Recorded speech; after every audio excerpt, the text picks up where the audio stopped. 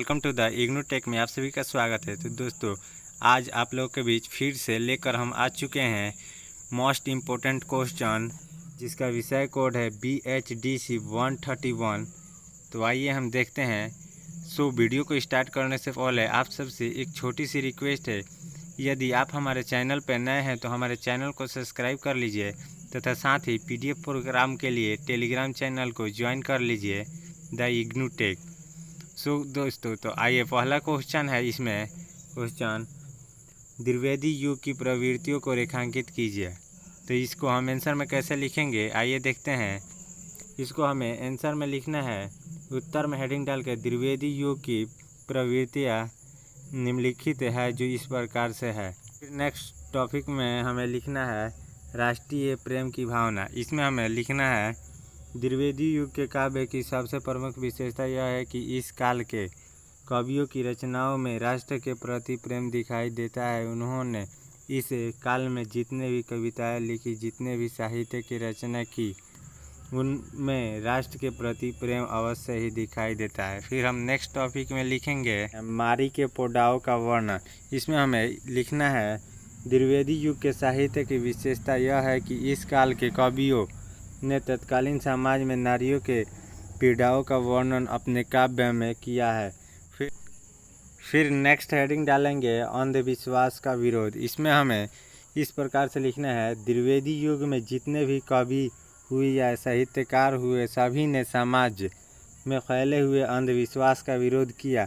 इसके अलावा इस काल के कवियों ने समाज की रूढ़ियों पर भी तीखा प्रहार किया। फिर नेक्स्ट टॉपिक में लिखेंगे मानवतावादी दृष्टिकोण। इसमें हमें इस प्रकार से लिखना है द्विवेदी युग की काव्य या साहित्य की विशेषताएं यह है कि इस काल के कवियों ने मानवतावादी दृष्टिकोण का वर्णन अपने काव्य में किया है, अर्थात इस काल के कवियों के काव्य में मानव के प्रति प्रेम दिखाई देता है।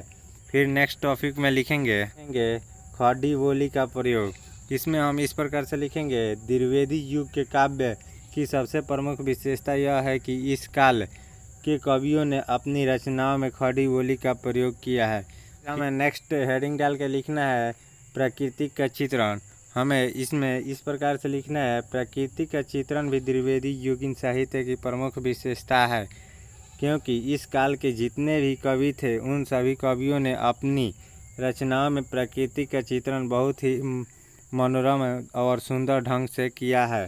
फिर नेक्स्ट टॉपिक में लिखेंगे, फिर नेक्स्ट हेडिंग डाल के लिखना है दहेज प्रथा का वर्णन। इसमें हमें इस प्रकार से लिखना है द्विवेदी युग में ऐसे बहुत से कवि थे जिन्होंने अपनी रचनाओं में दहेज प्रथा का वर्णन किया, अतः हम कह सकते हैं कि दहेज प्रथा का वर्णन भी द्विवेदी युग के साहित्य की प्रमुख विशेषता है। फिर नेक्स्ट टॉपिक में लिखेंगे छुआछूत की भावना को समाज के सामने लाने का प्रयास। इसमें हमें इस प्रकार से लिखना है छुआछूत की भावना को समाज के सामने लाने का प्रयास द्विवेदी युग के साहित्य की प्रमुख विशेषता है, क्योंकि इस काल के कवियों ने अपनी रचनाओं के माध्यम से समाज में फैले हुए छुआछूत की भावना को समाज के सभी लोगों के सामने लाने का प्रयास किया। उनका मानना था कि समाज में इस तरह का छुआछूत की भावना समाज के लिए ठीक नहीं है, अतः हमें इस समाज से उखाड़ फेंकना है। फिर हमें नेक्स्ट हेडिंग डाल के लिखना है नारी चेतना का वर्णन। इसमें हमें इस प्रकार से लिखना है नई चेतना का वर्णन भी द्विवेदी युगीन साहित्य की विशेषताएं है, क्योंकि इस काल के कवियों ने अपनी रचनाओं के माध्यम से नारी की चेतना का वर्णन भी किया है। फिर नेक्स्ट हेडिंग डाल के लिखना है छंद का प्रयोग। इसमें हमें यह लिखना है कि द्विवेदी युगीन साहित्य की विशेषता यही है कि इस काल के कवियों ने अपना रचना में छंद का प्रयोग करते थे ताकि रचना को और भी प्रभावशाली बनाया जा सके। फिर नेक्स्ट पॉइंट में लिखना है नैतिकता और आदर्शवाद पर। इसमें हमें इस प्रकार से लिखना है द्विवेदी युग में जितने भी कवि थे उन सभी कवियों ने अपनी रचनाओं के माध्यम से नैतिकता और आदर्शवाद पर काफ़ी जोर दिया, अतः हम कह सकते हैं कि नैतिकतावाद और आशीर्वाद आदर्शवाद पर जोर द्विवेदी साहित्य की विशेषता है।